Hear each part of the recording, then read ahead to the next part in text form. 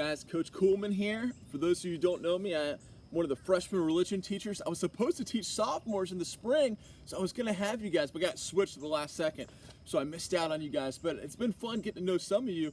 Many of you know I'm in the corner of Loretta there. I know you guys have your homerooms over there in Loretta. So a lot of you I get to see every day, say hi. Some of you don't say hi. That's all right. It's usually early in the morning. You're tired, got your head down. I understand. There's some of you too that come by and get Sour Patch. A lot of times I just have Sour Patch kids in my room. Some of you just like skip the high part and you just go right for the Sour Patch. That's okay too. You know, as long as you're coming by and stopping in and talking for a little bit, that's awesome. But anyways, guys, I know you got your sophomore retreat today. One of the cool things about retreats, well, there's a lot of cool things about retreats, but one of the cool things is you get to skip school. So I know right now, so you guys are kind of missing that, but I mean, because you're not really missing school, because I feel like every day now you're kind of skipping school. So guys, hopefully it's still an awesome retreat. Hopefully you're enjoying the videos and the discussion after. And I was asked to share my personal witness, kind of my personal story. And I used to think, man, like anytime you share about yourself a lot, you're kind of being self-centered. You know, you're kind of just like talking about yourself. And I used to hate that because I was like, man, I get bored just talking about myself. But then somebody told me once that when you share your witness, you share your testimony, you're not even talking about yourself anymore. You're not even making it about you. You're really just talking about what God has done in your life. And you're glorifying Him by sharing how He's worked in your life. So anytime somebody asks for you to, hey, you know, in the years to come, share your story with this group of students or this group of kids, you know, like you're not really talking about yourself. You're really talking about what God has done in your life. And I know sometimes when you hear these stories, the people, you know, it sounds like the person is perfect and has it all figured out and never makes mistakes. But obviously, guys, you know that that's never the case. Every single one of us throughout our whole life, we're always making mistakes. We're always falling.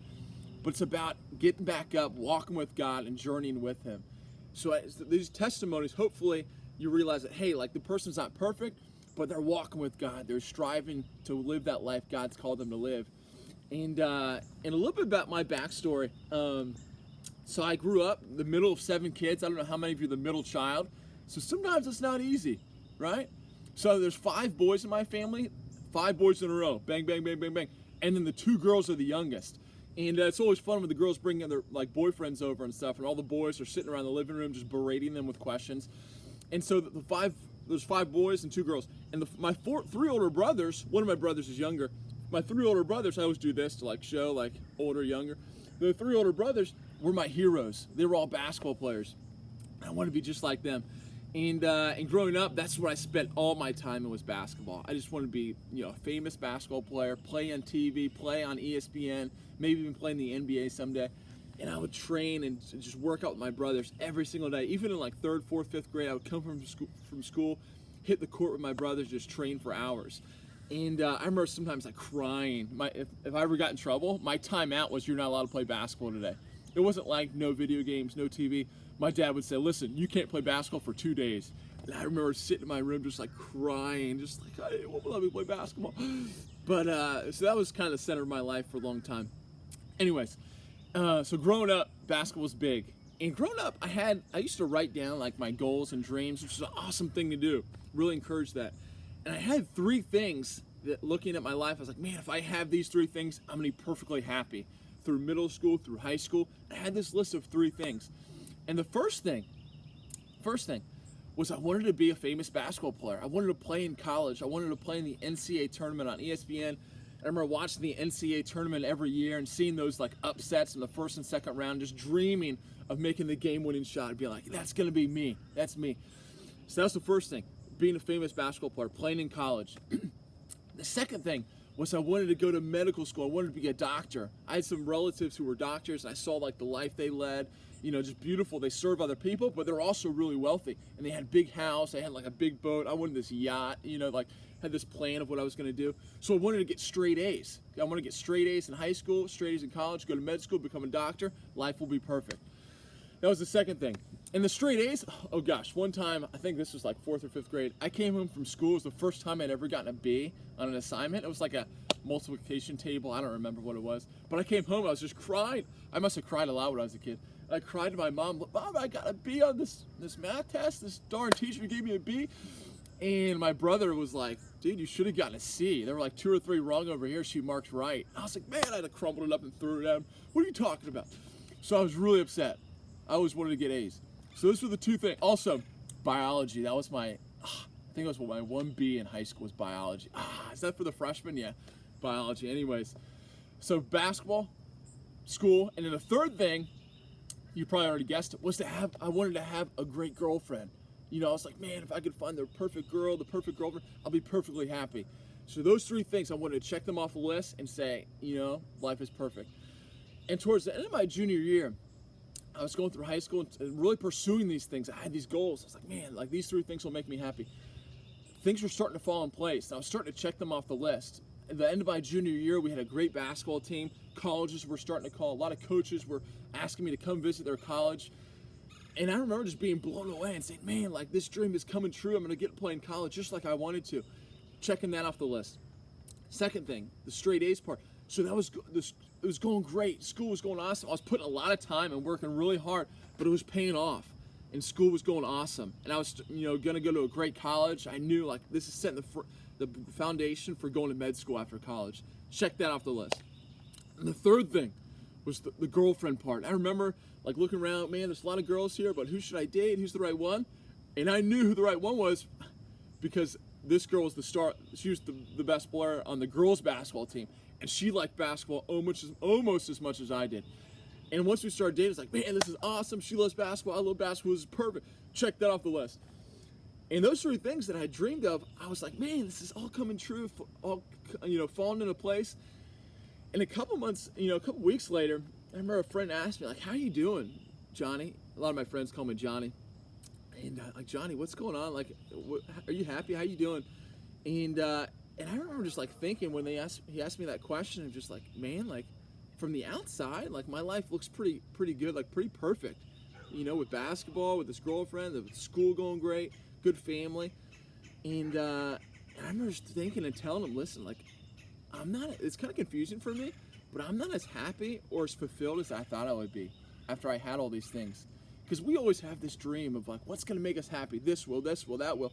And we go after those things. And we get there and we're always thinking, man, I need more now. We're never completely happy or fulfilled after we chase these things, right? We always want more and more and more. And when I told that friend, I was like, listen, I'm not as happy as I thought I would be. I'm not as fulfilled as I thought I would be. I was like super confused because I had this thought that these things would make me happy, and they didn't. Not the way I thought they would. I remember going to this talk towards the end of my junior year. And this guy named Matthew Kelly. Maybe some of you have heard of him. He's an awesome speaker. He's got this neat Australian accent. You can listen to him talk all day, just sweet Australian accent. I would do it for you right now, but my accents are really bad. And Matthew Kelly, I remember he was saying, when he spoke, he was giving his personal testimony, and he was sharing his life, and it was almost exactly what I was feeling and thinking. He talked about how a friend came up to him, like a mentor of his, and asked him how things were going. And he was like, things were fine, things are going well, because he had this dream of what would make him happy too. It was to go to a great college, get a great job, have a great relationship, great girlfriend, and everything was falling into place for him. And when that friend asked him about it, he said, yeah, I'm fine, but I'm not as happy or as fulfilled as I thought I would be. And as he said that, it hit my heart and like resonated so deeply. I don't know if that ever happens where somebody says something and it just like strikes your heart and like just hits home so much. But when he said that, it just like rung true. I remember I didn't really like want to be at that talk. I was like, man, like I could be just doing so many other things. But when he said that, it just reeled me in and grabbed my heart. I was just listening to every word because I knew that was me. What he was sharing, that's what I'm going through. And then he talked about what that friend challenged him to do. The friend, the mentor of his, challenged him, listen, spend 5 minutes a day in silence. Just 5 minutes a day. It could be in the morning, could be at night, just to talk to God about your day, about what's going on. And when I heard that, I remember thinking, yeah, 5 minutes a day, that could be that hard. I was like, I'm going to start trying that. But it's amazing. When we try to start carving out even 5 minutes a day in our busy schedule on a normal day, we're at school, sports, extracurricular activities, our family, our responsibilities, our work. It's like, man, you get to the end of the day and you're just exhausted and you're like starting to pray and then you're asleep in 2 seconds. And it happens to everybody. It's okay. Sometimes I fall asleep. I plan on praying a rosary as I go to bed, and like the first Hail Mary, I'm already asleep. Anyways, hopefully, I always think Mary finishes it for you.